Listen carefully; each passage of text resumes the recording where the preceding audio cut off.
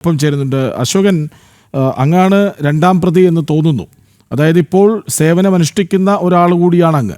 ഈ ഓപ്പറേഷൻ സിന്ദൂർ എന്ന പ്രമേയം ആസ്പദമാക്കി ഒരു പൂക്കളമിട്ടത് തെറ്റായി അവർ പറയുന്നു. അതവിടെ നിൽക്കട്ടെ. അതിനപ്പുറം സൈനികരായ രണ്ടുപേരെ അധിക്ഷേപിക്കുന്ന വിധത്തിൽ പ്രതികളുമാക്കുന്നു. അതിനൊക്കെ വേണ്ടിയുള്ള സംഭവങ്ങൾ അവിടെ നടന്നോ?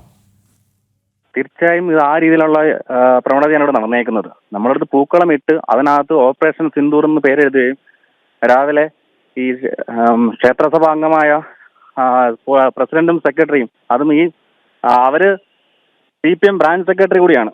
അപ്പം അത് എന്തോ അറിയില്ല, അവർക്ക് ഈ ഓപ്പറേഷൻ സിന്ദൂർ എന്ന പേരിനോട് ഇത്രയും വിദ്വേഷം എന്താണെന്ന് മനസ്സിലാവുന്നില്ല. അതായത് രാജ്യത്തെ അംഗീകരിക്കാൻ മനസ്സില്ല, രാജ്യത്തിന്റെ വലിയൊരു വിജയഗാഥയെ തള്ളിപ്പറയാനാണ് ഈ അധിക്ഷേപം നടത്തുന്നത്.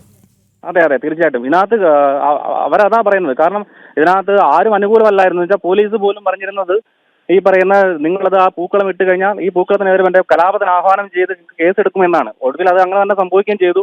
ഇപ്പം ഒന്നാം പ്രതിയായിട്ടുള്ള എക്സ് സർവീസ്മെനായ ശരത്തിന്റെ പേരിലും രണ്ടാം പ്രതി ഞാൻ സർവീസ് പേഴ്സണാണ്, എനിക്കെതിരെയും ആണിപ്പോൾ കേസാക്കി വെച്ചേക്കുന്നത്. ബാക്കി 25 പേരുടെ പേരിലും ഒരു പൂക്കളം ഇട്ടതിന് പേരിൽ കേരളത്തിൽ ആദ്യത്തെ കേസാണ്.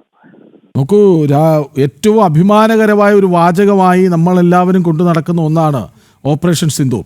സൈന്യം, ഭാരതം, ഈ ചിന്തകളെയൊക്കെയും അപമാനിക്കുന്നത് എന്തിനാണവർ? അവർക്കെന്തോ ഓപ്പറേഷൻ സിന്ദൂർ അവരെന്തോ പൊളിറ്റിക്കൽ വൽക്കരിക്കുകയാണ്. കാരണം അവർക്ക് ദേശമായിരിക്കത്തില്ല. കാരണം ഇതിനകത്ത് ഏറ്റവും മെയിനായിട്ട് ഹൈലൈറ്റ് ചെയ്യുന്ന വിഷയം എന്ന് വെച്ച് കഴിഞ്ഞാൽ ഈ അമ്പലത്തിലെ സെക്രട്ടറി എന്ന് പറയുന്ന വ്യക്തി ഇവിടുത്തെ CPMന്റെ ബ്രാഞ്ച് സെക്രട്ടറിയാണ്.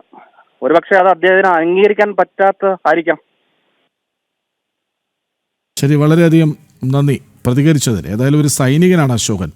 ഒരു മുൻ സൈനികനെയും ഇപ്പോൾ സൈനികനായി സേവനമനുഷ്ഠിക്കുന്ന അശോകനെയും 1-2 പ്രതികളാക്കിയാണ് കേസെടുത്തിരിക്കുന്നത്. എന്താണ് കാരണമെന്ന് ചോദിച്ചാൽ ഓപ്പറേഷൻ സിന്ദൂർ എന്ന പ്രമേയത്തിൽ ഒരു അത്തപ്പൂക്കളമിട്ടു എന്നതാണ്.